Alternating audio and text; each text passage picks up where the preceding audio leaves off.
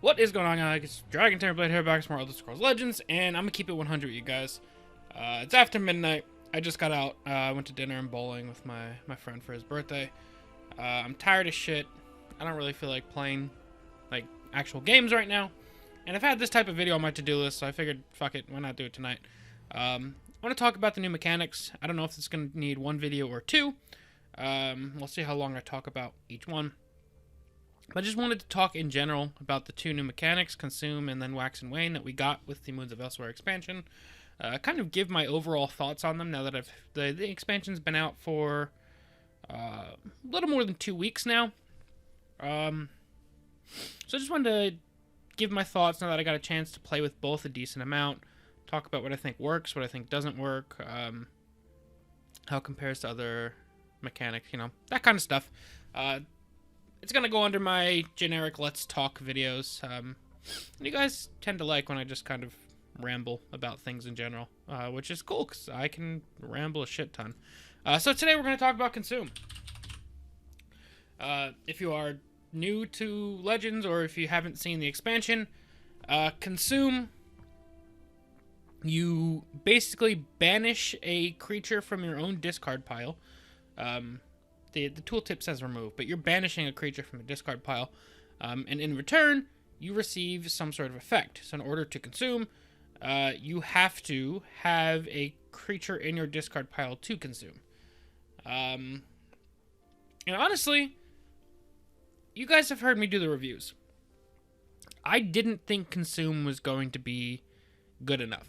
If you look at past expansions, I kind of was likening, or just in my head, was comparing Consume to something like Veteran, where Consume would give you a payoff, and was that payoff good enough to warrant playing those cards?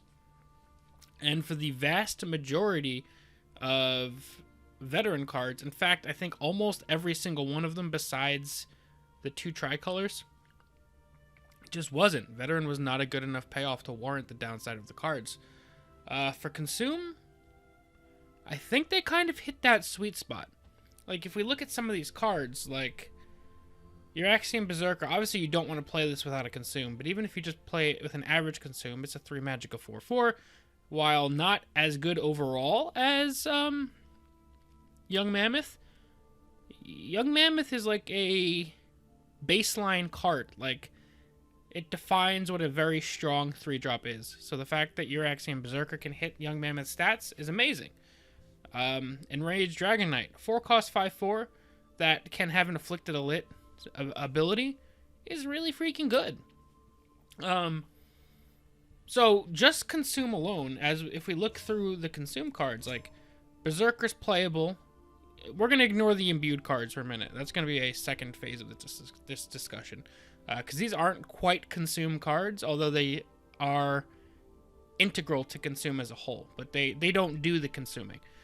But, like, out of these cards here, I think Berserker and Dragon Knight, perfectly playable, even without the imbued cards. Like, these were good enough Consume cards without extra synergy. Senchgrave Prowler is a kind of fun meme card. I don't think this is quite playable with or without the synergy. Trespasser is definitely playable.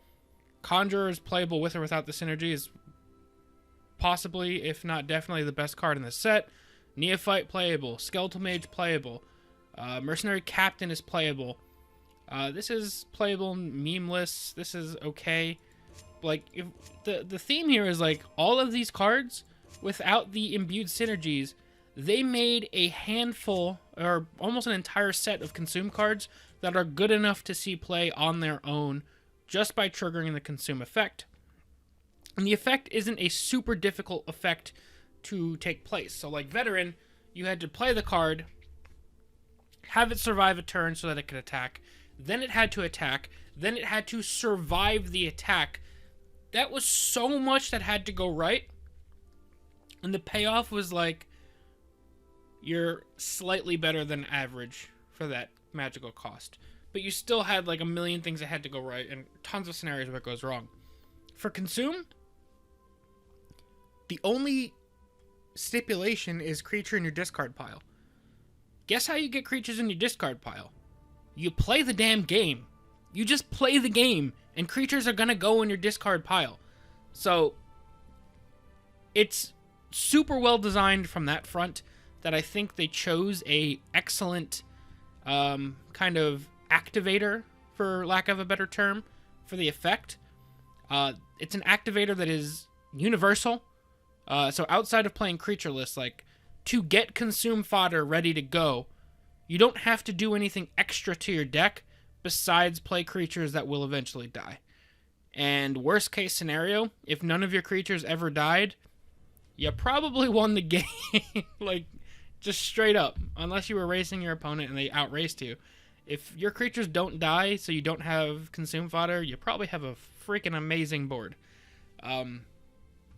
So, excellent design on that front of having an activator that is accessible for all decks, all archetypes, all colors.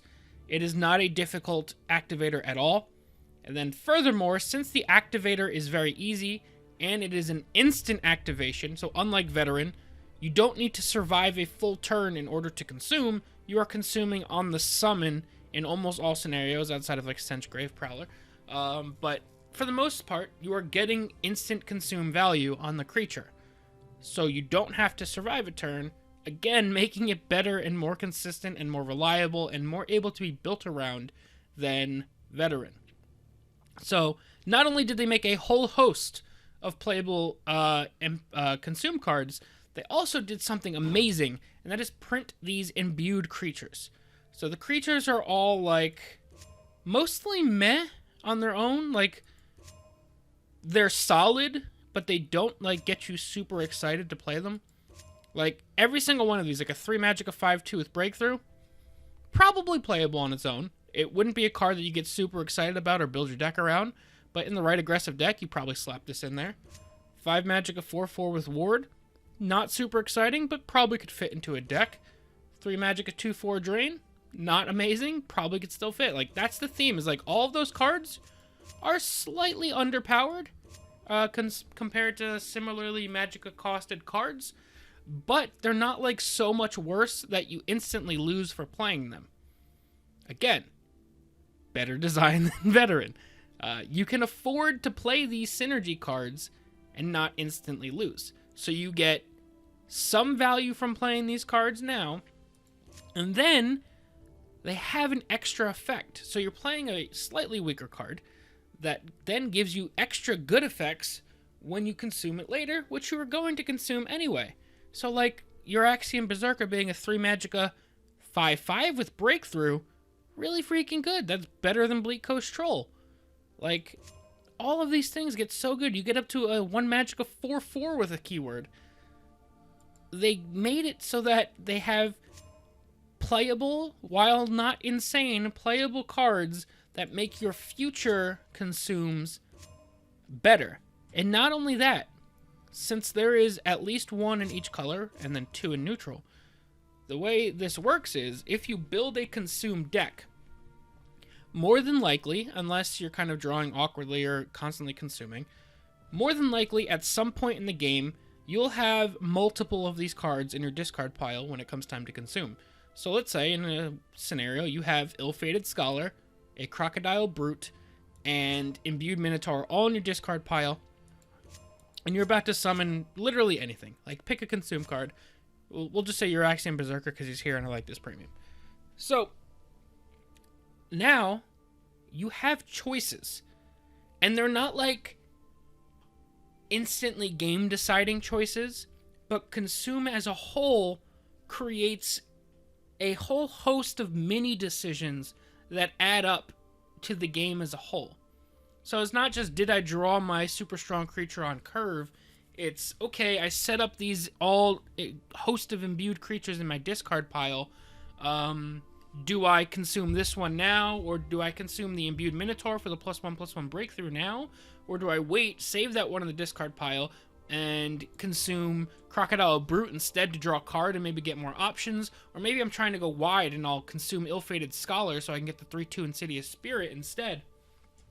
It creates a whole bunch of interesting choices almost every single turn. Because in a regular 2-color deck, assuming you play that full consume package, you're going to have 3, 6, and then 9, 12 different imbued creatures if you play 3 of each from your dual colors and the 2 neutrals. So you have 12 different imbued creatures. So over the course of the game, you have 4 different choices of what to consume, and then various numbers of them that'll happen during the game. And then if you play all of the different consumed creatures for your given color, you'll have to make these choices turn by turn of, okay, my discard is full of imbued creatures. I can play 2 different creatures, or 2 different consumed creatures. Do I play Dromothra Reaper first so that I get the stats and gain the health? And if I'm doing that, maybe I play Dromothra Reaper first to gain 1 health, and I'll consume the Brute so that I can draw a card and maybe have another option. But maybe if I'm playing Consume Spellsword, I'll play the Dromothra Reaper first, and I'll consume the Ill-Fated Scholar so that my next play can be to consume with Mercenary Captain, and the buff will go across 2 bodies, and I'll get 2 health instead of just 1. Like, those are, like, the play is good either way, but you have these little ways of, if I consume in this order versus this order, and consume this card onto this card versus this card onto this card, to maximize all these different value plays on a turn-by-turn basis. It's like these mini swings that happen instead of one huge game-winning swing. You're taking these tiny game-changing swings over the course of a turn-by-turn basis, and it makes the game as a whole just feel so much more interesting. Although the total power level that you put on the board, or the total power of your plays summed up, is probably not too different than a normal mid-range or a normal aggressive deck or any normal deck, it makes the plays feel better, is how I would best describe it. So even if a consume deck and generic mid-range deck are equal in power level and they're just as good, the series of plays and maximizing value and kind of catering your plays towards what your opponent's playing or what you need to win makes the consume deck, even if it's not stronger, feel better to play. And I would even argue that once you come to making all these different choices, your average consume deck will probably be better overall than a similarly powered normal deck, because in the hands of a good player, you can probably get more mileage out of those consume plays just by tailoring the swings in the right way at the right time. It's one of those things where you're kind of betting some value now to get more value later.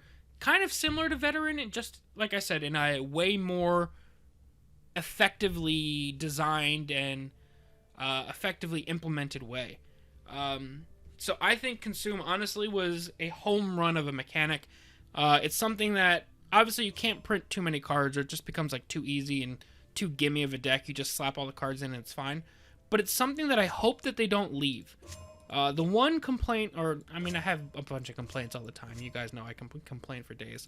But one of the most disappointing things in this game is a lot of the mechanics that get printed, they're printed, and they're very rarely, if ever, revisited. Like, occasionally we'll have something like Rallying Captain or whatever it was, that came back to visit Rally. But in general, we don't come back to mechanics often enough. And I like Consume a lot. I don't want it to be left behind. I would love to see some monthly cards, or next expansion, a handful more Consume cards, just to kind of differentiate the different effects that you can do. There's so much cool stuff that you can do with these Consume cards. I think they've kind of just scratched the surface of what the abilities can do, and they kind of did a good job of having a variety of effects that do different things, but I think there's even more they can do, and even deeper they can go.